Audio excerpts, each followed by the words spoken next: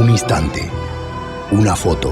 Hemos venido aquí hoy a muchas cosas. Una época de cambios que devienen un cambio de época. A muchas cosas, a caminar, a marchar, a saltar, a cantar. Una frase, un sentimiento colectivo y las ganas de hablar de nosotros en nuestro idioma. Pero entre tantas cosas de las que hoy hemos venido a hacer aquí a Mar del Plata hoy, nuestros problemas, nuestras soluciones, nuestra América adulta y soberana. Y cada uno de nosotros trajo una pala.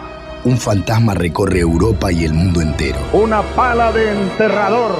Un continente que expone a la faz del mundo entero sus conceptos, sus fines, sus aspiraciones.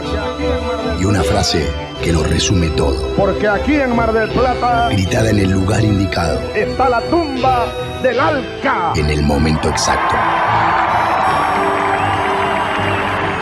Vamos a decirlo. Alca, Alca, al carajo. A partir de este momento, Alca, Alca, al carajo. Las fronteras se abren y la patria se agranda. Esto es Al Carajo. Noticias, política y cultura de América.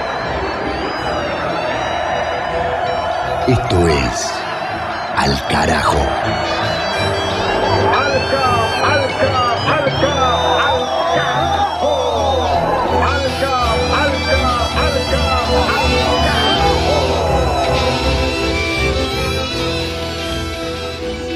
Este capítulo 26/2023 de Al Carajo, que acá comenzamos, lo vamos a dedicar en su parte central al análisis de los procesos eleccionarios recientes y los que quedan abiertos para la última parte de este año y que definen cosas importantes a nivel político en América Latina y el Caribe, la región que es el objetivo comunicacional de este ciclo radiofónico que transmitimos a través de cerca de 50 radios comunitarias, alternativas, populares, rurales y también emisoras públicas y universitarias de Argentina, de Chile, de Bolivia, de Uruguay, también por nuestro canal de YouTube, Al Carajo Radio, por internet a todo el mundo.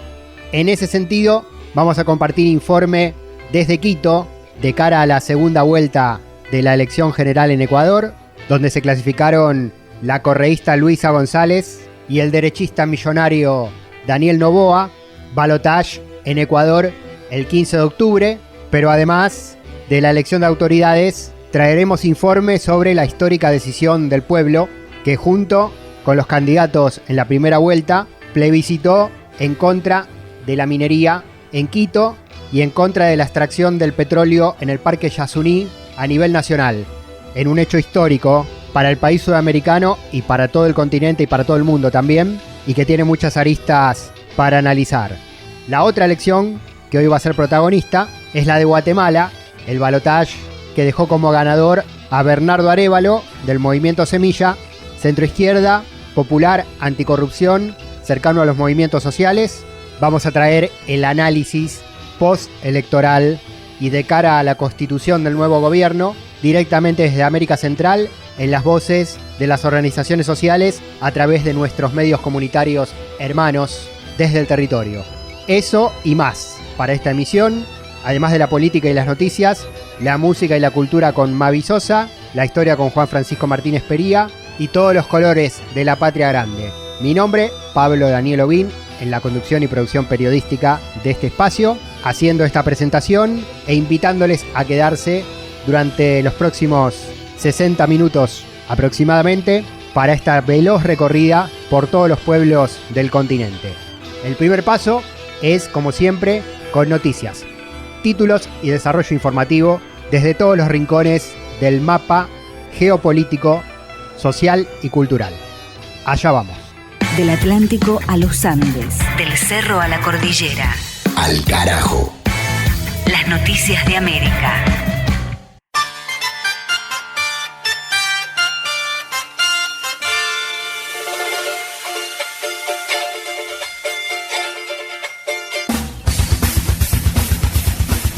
En Brasil, marchas del movimiento negro contra la represión y las masacres policiales.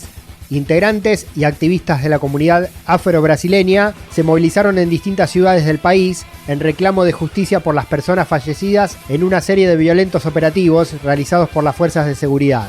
Entre esos casos señalan el de la dirigente del quilombo Pitanga dos Palmares, María Bernadette Pacífico, quien fue baleada días atrás en la región metropolitana de la ciudad de Salvador.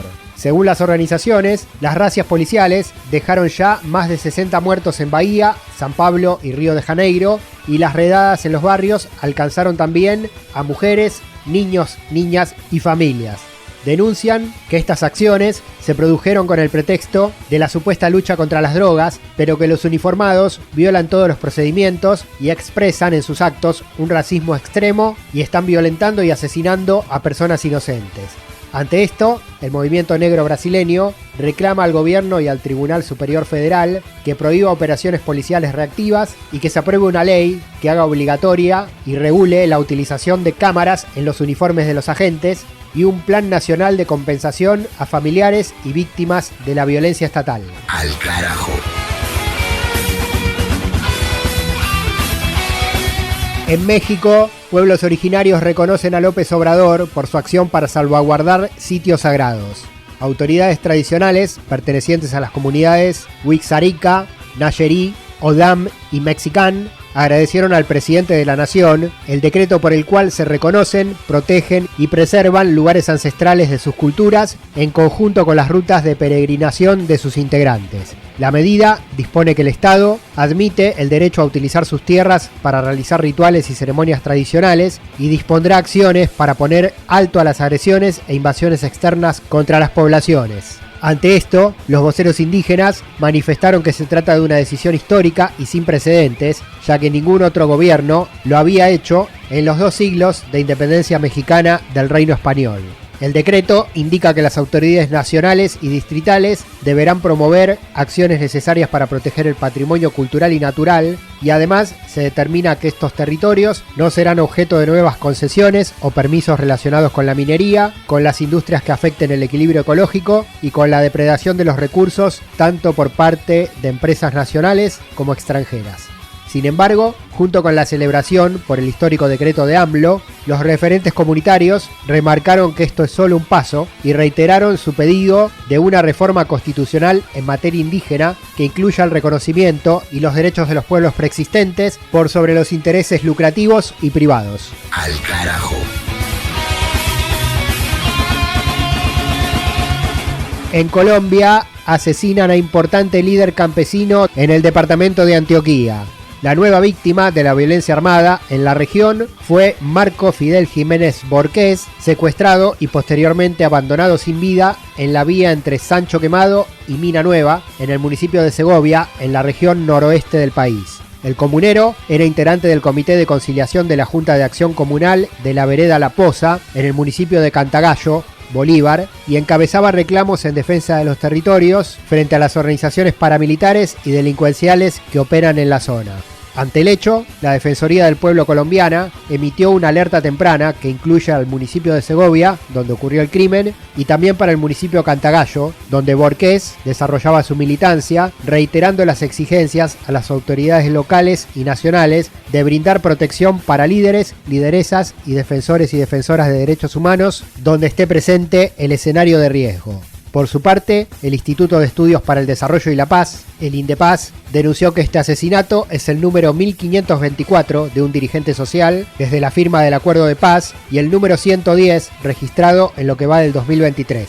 Ante estos datos, las organizaciones manifestaron el repudio a la acción violenta e indiscriminada de los grupos armados ilegales en contra de la población civil, violentando los derechos humanos y el derecho internacional humanitario y generando temor y consternación en la población campesina. Al carajo. En Uruguay, nuevo paro sindical contra el gobierno de Lacalle Pou. Fue convocado por el Plenario Intersindical de Trabajadores, Convención Nacional de Trabajadores, el PIT-CNT, con paralización parcial de las actividades de los gremios adheridos durante 4 horas y una manifestación masiva desde la explanada de la Universidad de la República hasta la sede del Ministerio de Economía y Finanzas en la capital del país. Entre los sectores que se plegaron a la medida están la Asociación de Bancarios del Uruguay, que paró por 24 horas con asamblea en el Antel Arena, la Unión Nacional de Obreros y Trabajadores del Transporte, sin paralización de sus servicios, y la Asociación de Maestros de Montevideo, que realizó una movilización con túnica en referencia a los uniformes escolares.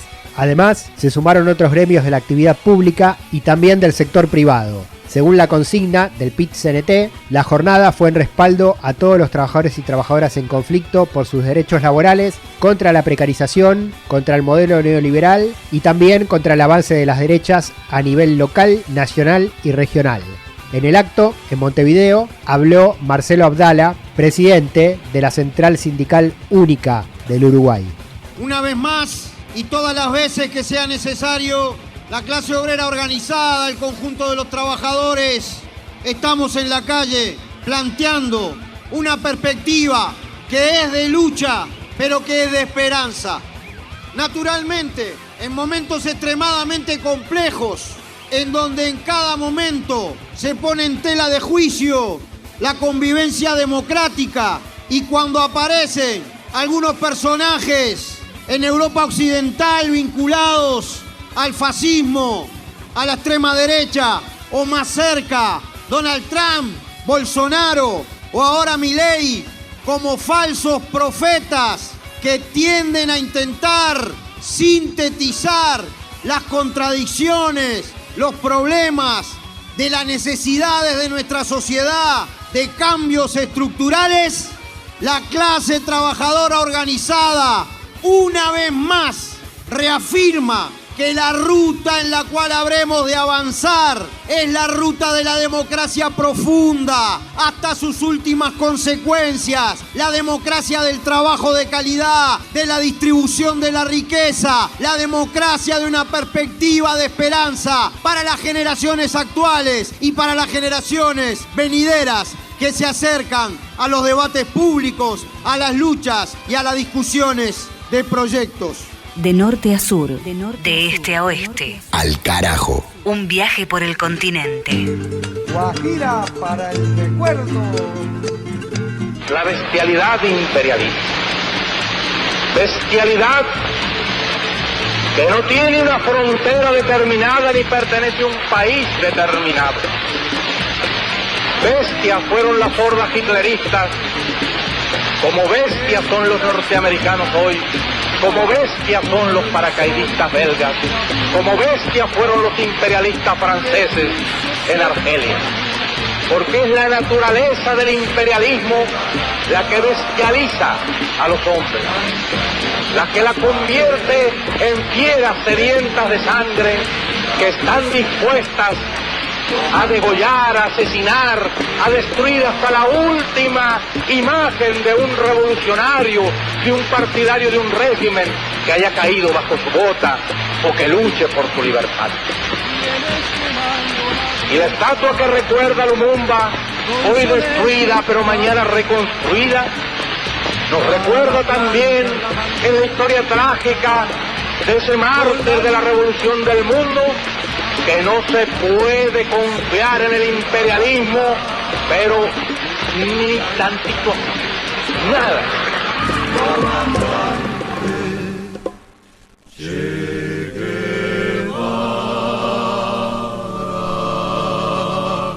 Vamos a tener que buscar nuevas formas alternativas, Lula.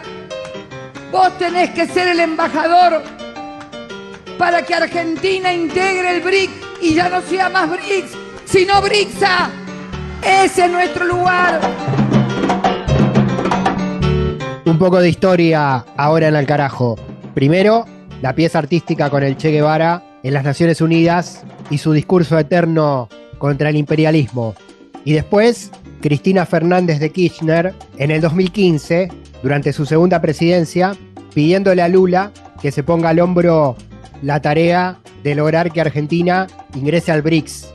Esto último acaba de concretarse días atrás, con la ampliación del bloque multilateral que integran Brasil, Rusia, India, China y Sudáfrica hasta ahora, y que suma a la Argentina junto con otros países a una plataforma que quiere presentarse como un espacio alternativo a la hegemonía económica y geopolítica global de los Estados Unidos. Vamos a darle a este tema una mirada histórica, de la mano de nuestro compañero Juan Francisco Martínez Pería, docente de la Universidad de las Madres de Plaza de Mayo de Buenos Aires, historiador y docente de la educación pública latinoamericana.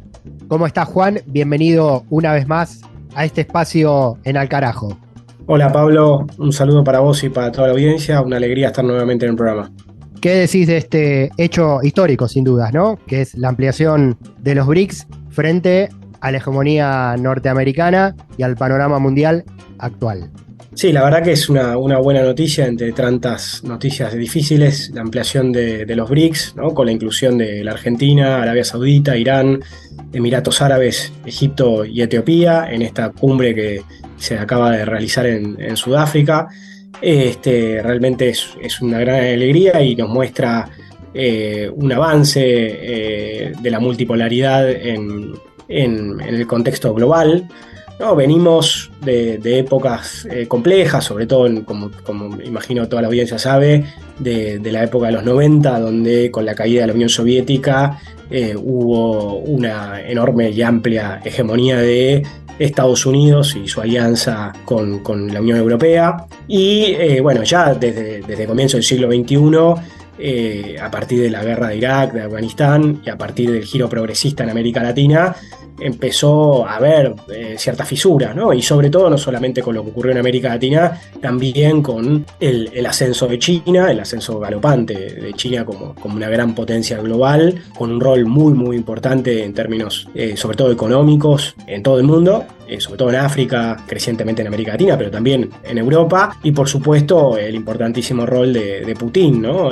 Y de Rusia, que hubo todo un proceso de reconstrucción de Rusia que empezó a debilitar e imponer una multipolaridad en el mundo que Estados Unidos resiente e intenta de rechazar, ¿no? Incluso muchos hablan de una suerte de nueva guerra fría que estamos viviendo. También hay muchas discusiones sobre una idea de decadencia de Estados Unidos, ¿no? Permanentemente hay autores que han planteado esta idea de decadencia de Estados Unidos, que es algo discutible, pero lo que estamos viendo es una ampliación en la multipolaridad. Creo que esto es algo sumamente importante para celebrar, particularmente el ingreso de la Argentina es clave en los BRICS, la cantidad de países que se están incluyendo, la cantidad de los productos brutos internos de estos países, el rol que juegan las economías de estos países en el mundo es muy importante y como decíamos, es algo para celebrar. Esto me parece que hay que verlo en una perspectiva histórica, ¿no? Recién comentaba una perspectiva histórica de más corto plazo o mediano plazo, si se quiere, lo que fue ese momento de consenso de Washington y hegemonía absoluta de Estados Unidos, que duró sobre todo fuertemente en la década del 90 y comienzo del siglo XXI, y después como eso empezó a entrar en crisis, pero es interesante ponerlo en una mirada de más largo plazo. Obviamente, más o menos supongo que todo el mundo sabe que gran parte de la historia del siglo XX fue una historia de Guerra Fría, ¿no? Después, mal llamada si se quiere Guerra Fría, porque fue bastante caliente. Después de la Segunda Guerra Mundial, sobre todo con el ascenso de la Unión Soviética y de Estados Unidos, bueno, hubo dos grandes bloques, ¿no? El bloque occidental y el bloque comunista, liderado fundamentalmente por la Unión Soviética, y hubo un enfrentamiento permanente durante el siglo XX, que decimos fue una guerra fría, pero que fue una guerra caliente en el sentido de que hubo muchas guerras en el mundo periférico, ¿no? La guerra de Corea, bueno, los conflictos por supuesto también en Berlín, los conflictos en África y toda una serie de procesos. Pero algo que es importante es que además de darse esa guerra fría entre oeste y este, hubo también un conflicto entre el norte y el sur, ¿no? Sobre todo a partir de la Segunda Guerra Mundial hubo un proceso de revoluciones y de procesos anticoloniales en el sur, ¿no? En América Latina, en África, en Asia, que fue dando lugar al nacimiento de nuevos países y de nuevos liderazgos, ¿no? Y que fue un proceso solapado, fuertemente entrelazado, de manera muy compleja, con la Guerra Fría, que derivó en fuertes enfrentamientos e intervenciones e hizo que esa Guerra Fría también fuera una guerra muy caliente. Ahí, en el marco de la posguerra, Segunda Guerra Mundial, empezaron a surgir ideas de que los países del sur, de lo que actualmente llamamos sur global y que en su momento se llamó países del tercer mundo, debían mantenerse no alineados, ni con Estados Unidos ni con la Unión Soviética.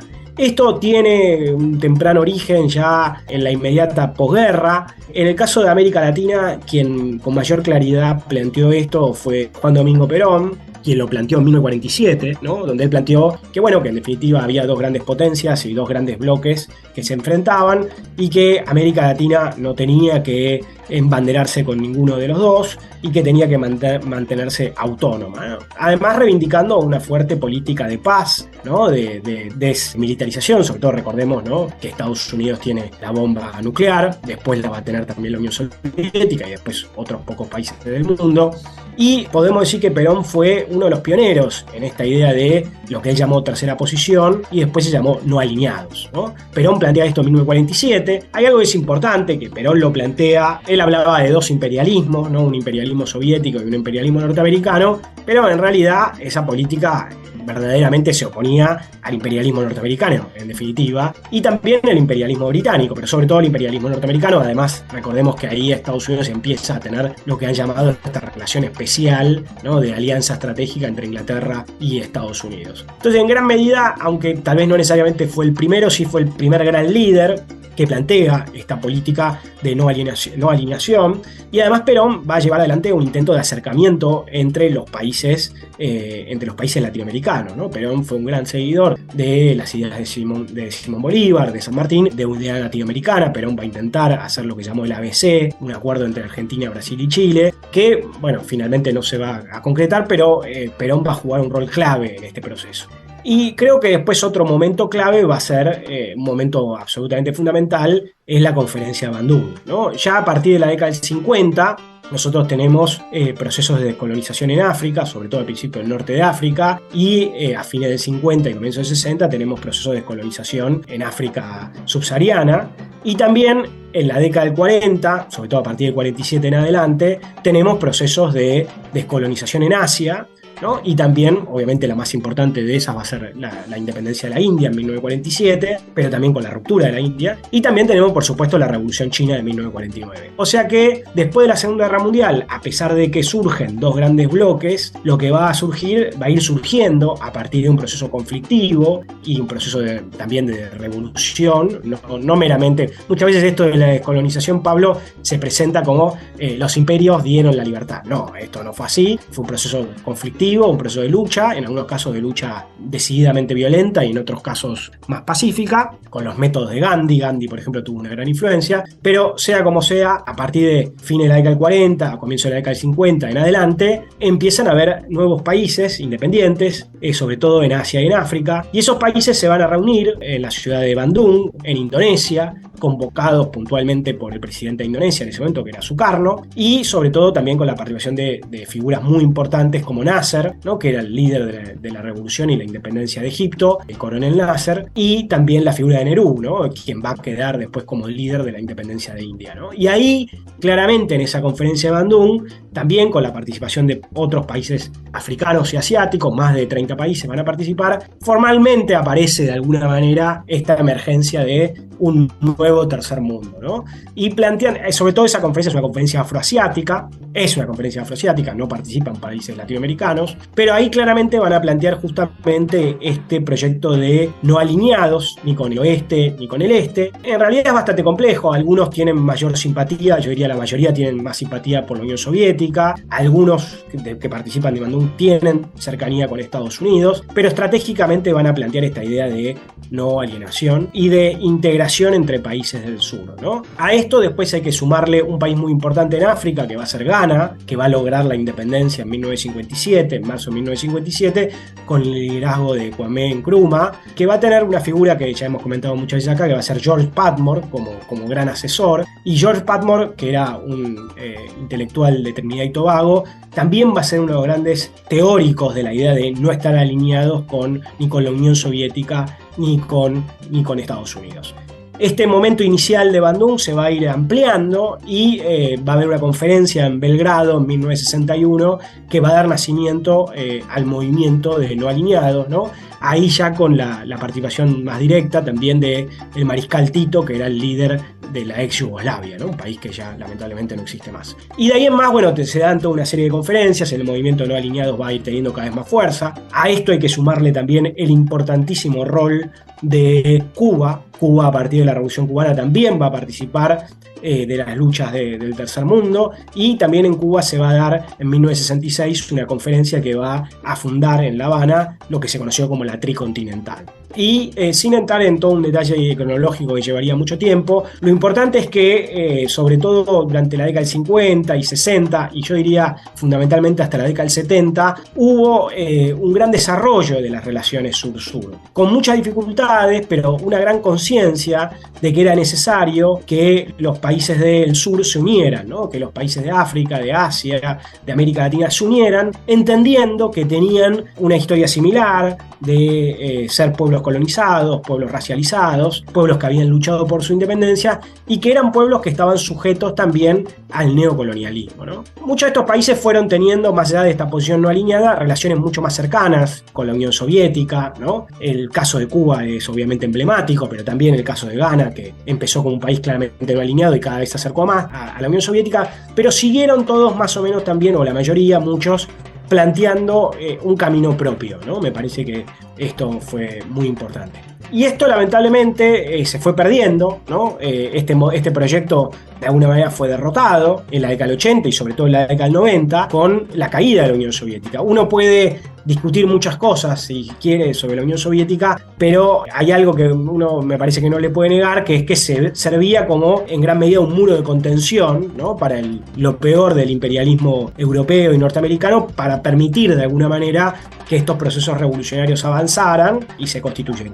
Obviamente, cuando se cayó la Unión Soviética, bueno, ese muro de contención desapareció y esos proyectos, por distintos motivos también, no solamente por eso, ya estuvieron muy debilitados, ¿no? Hay algo que me parece muy importante, que no solamente en la década del 60 y 70 hubo expresiones muy interesantes, entre los cuales el movimiento no alineado fue el más clave de todos, de integración sur-sur, sino que también hubo una amplia conciencia intelectual, política, cultural, de la existencia de una vinculación de países del tercer mundo. La existencia de los países del tercer mundo, más allá de que si el nombre es el mejor nombre o no, pero digo, la conciencia de que África, Asia, América Latina compartían un origen común y un destino común, y hubo muchos intelectuales y teóricos y artistas que reflexionaron, pensaron y actuaron en esa clave, ¿no? Cuando eso se vino abajo, eso se perdió casi totalmente y entonces eso se desconectó.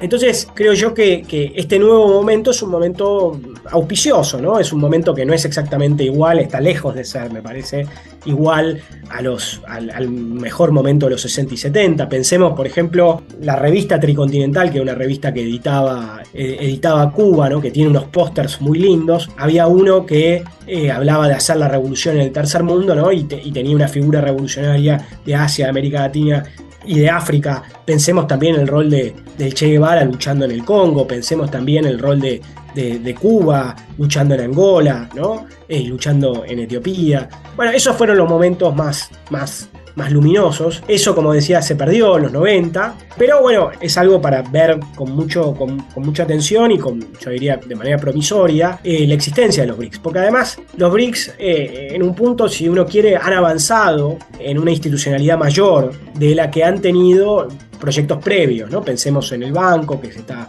desarrollando, pensemos también, por ejemplo, toda la cuestión de la moneda, ¿no? Hay toda una serie de avances que en otros contextos no se pudo lograr. Tal vez lo que falta es mayor conciencia. Yo creo que lamentablemente vos podés ver, por ejemplo, Pablo, que en la Argentina esta noticia de los BRICS sí ha sido celebrada, digamos, por sectores nacional populares, pero yo diría que amplios sectores de la población lo ven sin demasiado interés, digamos, ¿no? Y obviamente los grandes diarios de la Argentina, que son diarios de derecha, por supuesto, se han opuesto, ¿no? Porque obviamente lo que dicen es qué tenemos que ver nosotros con Irán, con Arabia Saudita o con Etiopía, ¿no? Siempre es el mismo discurso de integrarnos al mundo, y el mundo es los 5 países potencia europeos y Estados Unidos, ¿no? Pero bueno, insisto que esto es un momento importante, algo valioso, y que creo que el único futuro para nuestros países pasa, como siempre decimos acá, por la integración latinoamericana, una creciente integración latinoamericana. Eso fue algo que también a comienzos del siglo XX se avanzó mucho, ¿no? Con UNASUR, con CELAC, con el reforzamiento de Mercosur, pero también es clave, es absolutamente clave la cooperación sur-sur, ¿no? Es estratégica la relación con Rusia, es estratégica la relación con China, más allá de que hay que tener ciertas precauciones, pero realmente el camino pasa por ahí, porque la dependencia del dólar y la dependencia cultural, política con los países centrales no nos permite ningún tipo de emancipación. Totalmente. Bueno, impresionante recorrida por los antecedentes históricos de este momento con la ampliación del BRICS. Bueno, se habla de la desdolarización, ¿no? Este es un dato muy importante porque es la moneda norteamericana la que se utiliza como mecanismo de presión y de control de las economías emergentes. Bueno, mencionaste, Juan, el Banco del BRICS. Hablamos en este continente del Banco del Sur también. Alternativas para financiar las necesidades de los países de proyectos de infraestructura, alimentarios, ecológicos, por fuera del Fondo Monetario Internacional, ¿no? También esa ruptura de esa dependencia histórica con el FMI es otra ventanita que abre el nuevo BRICS, el BRICS Plus ampliado, así que, bueno, expectativas sobre ello en un proceso complejo y largo seguramente. Juan Francisco Martínez Pería, historiador, gracias como siempre. Si te queda algo más para aportar a esta gran recorrida que hiciste, el aire está disponible, claro. Sí, déjame que te sume un par de libros. Bueno, siempre es bueno leer a Perón, así que La tercera posición de Perón, donde ahí podemos ver formulado en esa obra sus ideas. Perón decía, cuando emergió y se consolidó la idea del tercer mundo, él decía, yo inventé esto, ¿no? Y algo de verdad creo que tenía. También recomiendo muchísimo 2 libros sobre este tema de un autor de la India que se llama Vijay Prayad. La India, bueno, otro actor clave a nivel geopolítico y de la multipolaridad. Vos fijate el nivel de eurocentrismo que hay en América Latina, que la India acaba de llegar a la luna y te lo ponen en los diarios en un costadito ahí abajo, ¿no? Imagínate si esto lo hubiera hecho de vuelta a Estados Unidos, estaría por todos lados y todo el mundo sabría, pero bueno. Este autor de la India se llama Vijay Prayad. Estos 2 libros están felizmente traducidos al castellano, los recomiendo muchísimo. El primero se llama Las Naciones Oscuras, el segundo Las Naciones Pobres, y en el primer libro, Las Naciones Oscuras, lo que él hace es un estudio más detallado de lo que yo comentaba, que es un poco una historia de los países del tercer mundo y del proyecto del tercer mundo y el proyecto de integración regional del sur. Y en el segundo, que es un poco menos auspicioso, lo que analiza es cómo eso fue derrotado, pero derrotado porque justamente molestaba, digamos, a las grandes potencias del mundo. Ese libro se llama Los Países Pobres. Esas 3 obras las recomiendo enfáticamente. Excelente. Juan, gracias como siempre. Gracias a vos, nos vemos la semana que viene. Juan Francisco Martínez Pería, historiador, docente de la Universidad de las Madres de Plaza de Mayo de Argentina y de la educación pública latinoamericana, pasando por este programa. Continuamos recorriendo América Latina. Al carajo. Las luchas políticas, las luchas sociales de la región tienen su lugar. Al carajo.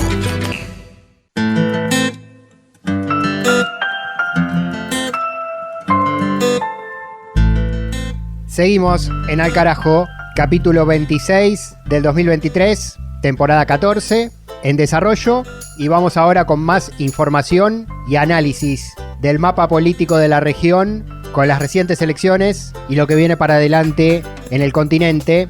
Próxima parada, el 15 de octubre en Ecuador, con el balotaje entre la correísta Luisa González y el empresario liberal Daniel Noboa, a raíz de los resultados de la primera vuelta que estuvo marcada por el asesinato de un candidato, Fernando Villavicencio, de un importante dirigente de la Revolución Ciudadana, del correísmo, y ataques mafiosos violentos a todo el arco político.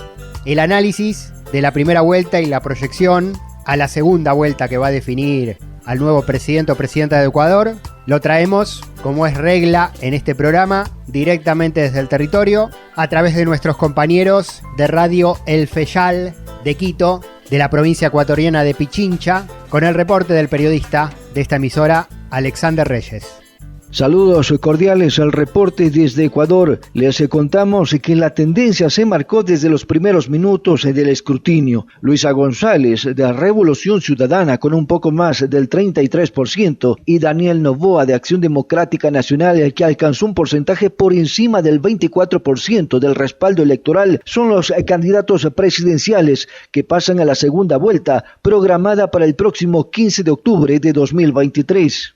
González celebró el respaldo alcanzado, destacando que esta es la primera vez que una mujer llega a estas instancias en un proceso democrático de esta magnitud. Es la más alta participación. Eso quiere decir que este Ecuador valiente, que este Ecuador con sentimiento de patria, se movilizó, rompió el miedo, le dio más peso a la esperanza de un cambio y votó por una mujer y por la Revolución Ciudadana. Asimismo, Daniel Noboa, hijo del empresario Álvaro Noboa, quien ha sido candidato presidencial en 5 ocasiones sin éxito, agradeció por la votación alcanzada. Estamos felices, en verdad, que el pueblo ecuatoriano ha ganado, de que el candidato de la juventud, el candidato de las personas que buscan una esperanza, que buscan cambiar el Ecuador, de que buscan tener un cambio positivo para el país, han triunfado. Así que no hay muchísimo más que decir. Lo que sí hay que decir es que a partir de mañana tenemos que empezar a trabajar de nuevo, tenemos que hacer campaña de nuevo. Les comentamos que por primera vez en muchos años, ninguno de los presidenciables puso en duda los resultados y por lo contrario felicitaron a los finalistas. Uno de ellos, Otto Sonnenholzner. Felicitamos a los candidatos que van a estar en segunda vuelta. Agradecemos al más de 1 millón de ecuatorianos que han confiado en esta propuesta. Sabemos que es un gobierno de año y medio, esperamos que sea lo mejor para nuestro país. Y cuando el balotaje pasó el 60% de las actas, Diana Tamain, presidenta del Consejo Nacional Electoral, confirmó que hay segunda vuelta. Con esto, nosotros como Consejo Nacional Electoral ratificamos y reconocemos una vez más que la democracia se fortalece con más democracia. En esta jornada electoral histórica, ha ganado la democracia, ha ganado el Ecuador. Atamain agradeció por el apoyo de las sabidurías internacionales y el trabajo desempeñado por la fuerza pública que permitió que el ejercicio del voto se desarrolle con normalidad, algo que no sucedió con el voto telemático en el extranjero. La titular del CNE informó que el sistema recibió ciberataques desde 7 países, por ello evalúan repetir las elecciones en el exterior. Eso lo pide la Revolución Ciudadana, el correísmo, que se quedó rondando el 33% de los votos y no pudo ganar en primera vuelta. Reiteramos, habrá segunda vuelta el 15 de octubre entre Luisa González de la Revolución Ciudadana y Daniel Noboa del centroderechista Partido Acción Democrática Nacional. Pero el 20 de agosto pasado, además de votar cargos ejecutivos y legislativos, el pueblo ecuatoriano votó acerca del extractivismo, a nivel local en Quito y a nivel nacional sobre el petróleo del Parque Yasuní. Y el histórico resultado, en contra de la continuidad de la práctica predatoria, nos ayuda a analizarlo también nuestro colega Alexander Reyes, desde Radio El Fayal, desde Quito. La ciudadanía le está diciendo a los políticos que queremos otro modelo de desarrollo, dijo Inti Arcos del colectivo Quito Sin Minería, al referirse a los resultados de la consulta popular, que también fue parte del proceso democrático vivido el domingo 20 de agosto, junto a la consulta nacional por el Yasuní. Arcos haciendo alusión al respaldo electoral de los capitalinos para prohibir la minería en el Chocó andino, apoyo que llegó a un poco más del 68%. Destacó en especial los resultados de Pacto y Gualea, 2 de las 6 parroquias del noroccidente de Quito, zonas amenazadas por esta actividad extractiva. El 70% de las personas le estamos diciendo que queremos otro modelo, que le estamos apostando a la vida, que queremos que se mantenga la naturaleza, que creemos que se puede vivir en paz, que se pueden hacer alternativas más sostenibles. En el Chocó andino hay una economía que late con fuerza, pero también hay unas comunidades que creen en una economía diferente. Por eso ese enorme porcentaje. Por otra parte, Ivonne Ramos de Acción Ecológica calificó de histórico el triunfo del sí, tanto para dejar el petróleo bajo suelo en el bloque 43 dentro del Parque Nacional Yasuní, como para prohibir la minería en el Chocó andino. Señaló que se ha brindado a la población la posibilidad de decidir sobre el futuro que quieren, en este caso, con una naturaleza viva. Esto nos da una plataforma para realmente en el Ecuador que estamos viviendo, en este estado de violencia, en este estado de miedo, en este estado de terror. Este hecho es una gran esperanza. Es una gran esperanza que va a permitir que a las generaciones actuales y a las del futuro se les está dando el chance de tomar en sus manos el destino que queremos tener y sobre todo el tener la oportunidad de una naturaleza viva, de una naturaleza que evite la transformación de este planeta en una desgracia como es el cambio climático. Conservar ese bosque andino para nosotros como quiteños realmente es dar un paso fundamental para evitar esta crisis, esta situación mortal que el planeta está viviendo con el cambio climático. Agregó Inti Arcos que después de esta expresión popular en las urnas, lo que corresponde es volver la vista al campo para atender a su gente, para potenciar alternativas económicas saludables, amigables con el entorno. Tenemos que construir puentes entre la ruralidad y el campo. Tenemos que devolverle derechos a la gente del campo. Tenemos que cuidar la vida. Los campesinos son los que están cuidando la comida, el oxígeno, el agua. Tenemos que volver la mirada al campo. Tenemos que volver a encontrar ese equilibrio. Reportó Alexander Reyes desde Radio El Fayal, Quito, Ecuador. Al carajo. Una mirada al sur desde el sur. Y del informe Ecuador rumbo a la segunda vuelta presidencial, nos vamos a Guatemala para el análisis político del triunfo de Bernardo Arévalo del movimiento Semilla, de la centroizquierda, en alianza con los movimientos sociales y expectativa del campo popular y las organizaciones indígenas, derrotando a la derechista Sandra Torres. Las elecciones el pasado 20 de agosto, el proceso hasta enero, cuando asuma el nuevo gobierno, lleno de complicaciones judiciales, políticas, económicas, sociales. Las voces directamente desde Guatemala en Al Carajo, con el siguiente reporte de FEGER, la Federación Guatemalteca de Escuelas Radiofónicas. Con ustedes, Marco Hernández, del noticiero intercultural FEGER Mayaca de la Federación Guatemalteca de Escuelas Radiofónicas FEGER. Concluyó el proceso electoral en Guatemala. Ya la segunda vuelta fue realizada el 20 de agosto de 2023 y este proceso ha dado mucho de qué hablar a nivel nacional y a nivel internacional. Para realizar un análisis político de la segunda vuelta electoral, un punto de vista desde una de las organizaciones de la sociedad civil guatemalteca, de los sectores de mujeres. Para abordar este tema, tenemos con nosotras y con nosotros a Sandra Morán. Ella es parte de la Alianza de Mujeres y Mujeres Indígenas por el Acceso a la Justicia, AMI, Organización de Sectores de Mujeres. Sandra Morán, feminista, artista, activista, electa diputada del Congreso de la República de Guatemala en la 8ª legislación, la legislación pasada, periodo de funciones desde 2016 hasta 2019. Apoyó las legislaturas de las agendas de mujeres, sectores LGBTIQ+, comunidades en resistencia y de izquierda. Sandra Morán, bienvenida. Hola, muchísimas gracias por la invitación y la oportunidad. Hay mucho de qué hablar al respecto de esta grata acción que como ciudadanas y ciudadanos logramos tener a partir del día 20 de agosto, un gobierno con más relación con el pueblo y no con la relación con la corrupción como estaba en contienda.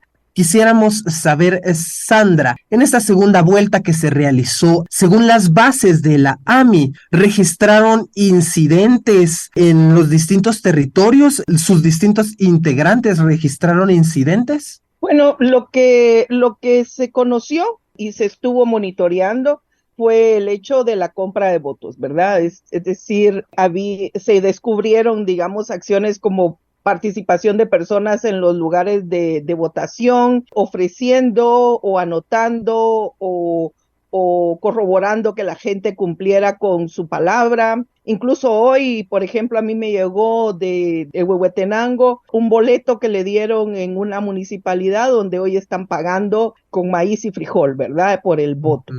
Entonces, evidentemente, la compra de votos para la UNE, eso fue lo primero, ¿verdad? Fue una de las cosas. Lo otro, el hecho de, bueno, lamentablemente, el tema de las bombas aquí en Misco, que se dieron, que afortunadamente no fue mucho, ¿verdad? Pero de hecho era como acciones de desestabilización.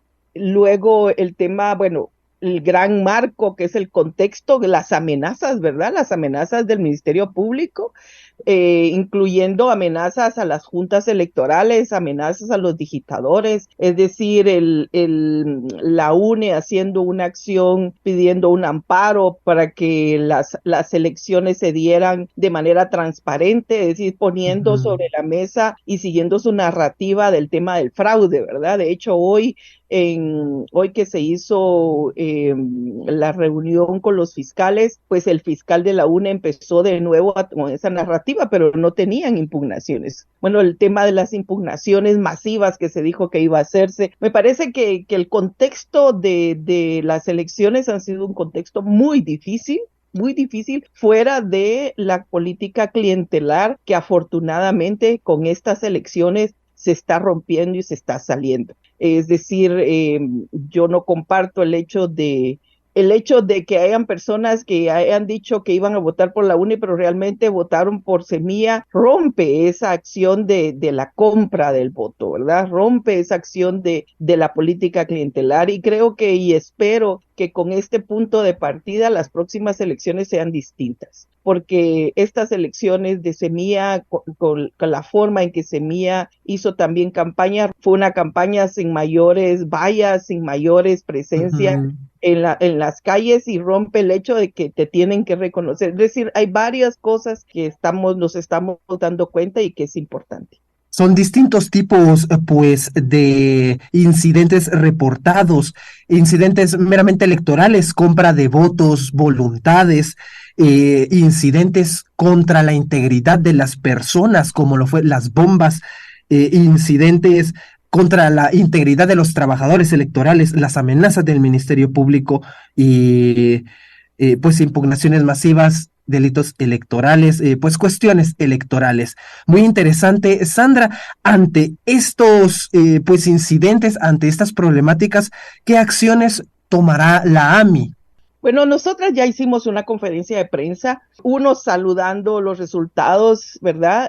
Agradeciendo a toda la población, a todas las personas que hicieron posible el proceso electoral, porque hay que decir que el proceso electoral en Guatemala es una participación ciudadana pura y dura, es decir, está sobre la base del voluntariado de ciudadanos y ciudadanas que ponen su tiempo y su esfuerzo para sostener el proceso.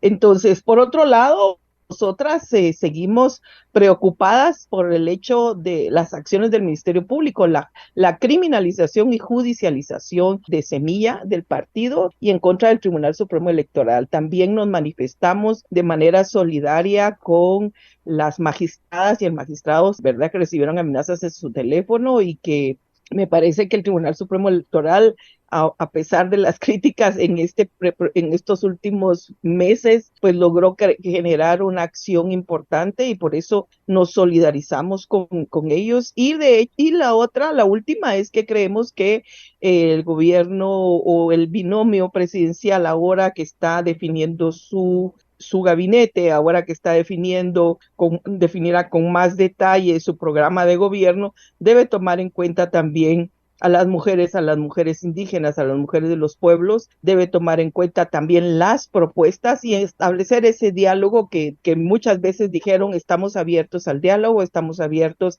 a escuchar las propuestas, estamos abiertos a enriquecer nuestro programa de gobierno. Eso lo escuchamos directamente tanto de Bernardo como de Karin y por tanto creemos que es importante esa palabra y esa posibilidad. Y ahora entonces entramos a a ese momento, y eso es lo que la AMI manifestó. Entonces, por un lado, creemos que es importante seguir la presión al Ministerio Público para que la fiscal general se dé cuenta de que el pueblo habló muy, muy, muy alto, y las elecciones se ganan en las urnas y no en las cortes. Y entonces eso es lo que tenemos que defender ahora como ciudadanía. Ya hablamos, ya votamos, ya decidimos, y no es posible que el Ministerio Público, a través de una acción evidentemente golpista, siga con esa acción de amenaza contra el partido político y ahora muy posiblemente en contra del presidente electo.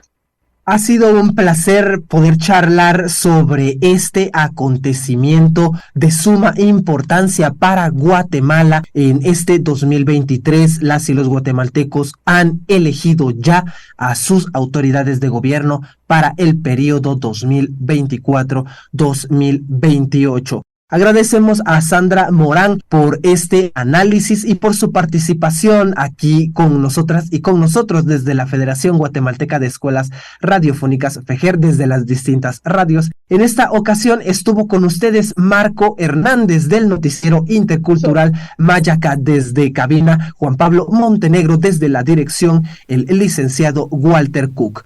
Ese es el equipo de FEGER, la Federación Guatemalteca de Enseñanzas Radiofónicas, que elaboró el informe y nos lo compartió aquí en Alcarajo directamente desde América Central. Muchas gracias y todos los créditos para los compañeros y compañeras. Reitero también mención desde Quito, Ecuador, para el periodista Alexander Reyes. Compartimos previamente al paso por Guatemala informe de la primera vuelta y proyección a la segunda vuelta de Ecuador, de la mano de Alexander, desde la radio El Feyal de Quito, América Latina y el Caribe en voz propia, en el aire de nuestro programa, compartiéndolo por los aires de las radios populares, comunitarias, campesinas, universitarias y públicas que nos transmiten en 4 países del sur del continente y también a través de internet para todo el planeta. De norte a sur, de este a oeste. Al carajo. Un viaje por el continente.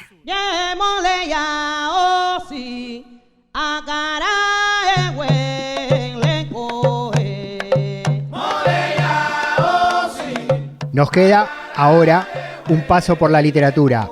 Seguimos con nuestra novela elegida para esta temporada. Pasaje número 26, en este capítulo número 26 del 2023 de Alcarajo, de Memorias de un Cimarrón. Miguel Barnett, Cuba. Lee Mavi Sosa.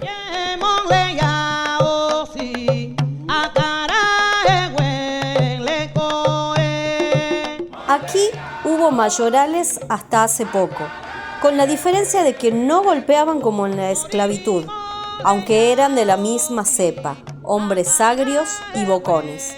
En esos ingenios, después de la abolición, siguieron existiendo barracones. Eran los mismos que antiguamente.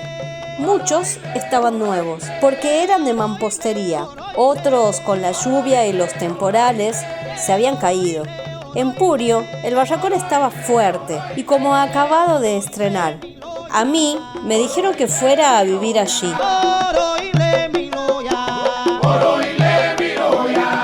Cuando llegué me acomodé enseguida. No era tan mala la situación. A los barracones les habían quitado los cerrojos y los mismos trabajadores habían abierto huecos en las paredes para la ventilación. Ya no había el cuidado de que nadie se escapara ni nada de eso. Ya todos los negros estaban libres. En esa libertad que decían ellos, porque a mí me consta que seguían los horrores. Y había amos, o mejor dicho, dueños que se creían que los negros estaban hechos para la encerradera y el cuero. Entonces, los trataban igual. Muchos negros para mí que no se habían dado cuenta de las cosas, porque seguían diciendo, mi amo, la bendición. No salían del ingenio para nada.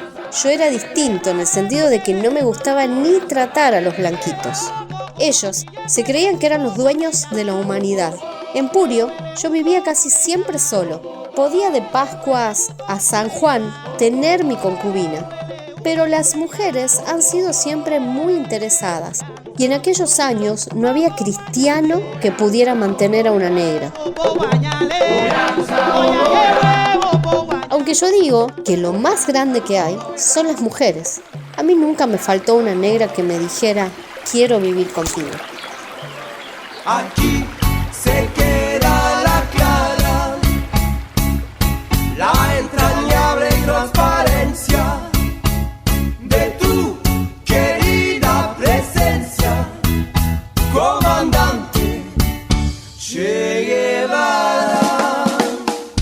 Y terminamos acá con este programa, un nuevo episodio de Al Carajo, recorriendo América Latina y el Caribe, con noticias, con análisis, con entrevistas, con voces, también con música, con cultura, con comidas, con historia. Hicimos Al Carajo una vez más, Mavi Sosa, Juan Francisco Martínez Pería y quien les habla, Pablo Daniel Ovín, en red y en colaboración permanente con las radios comunitarias, campesinas e indígenas del continente.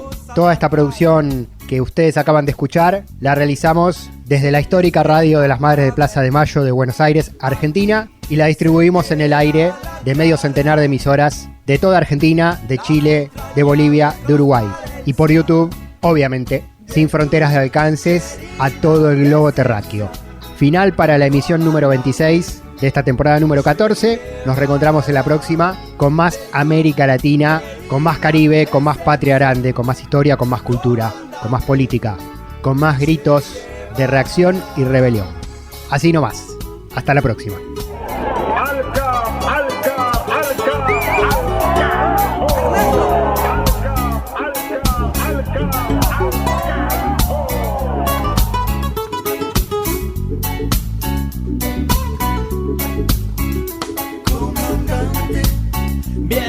Quemando la brisa, comandante, con soles de primavera, comandante, para plantar la bandera, comandante, con la luz de tu sonrisa,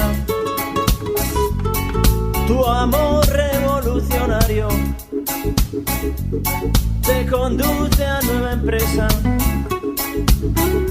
donde espera la firmeza de tu brazo libertario. Aquí se queda la clara, la entrañable transparencia de tu querida presencia, comandante Che Guevara, de tu querida presencia, comandante Che Guevara.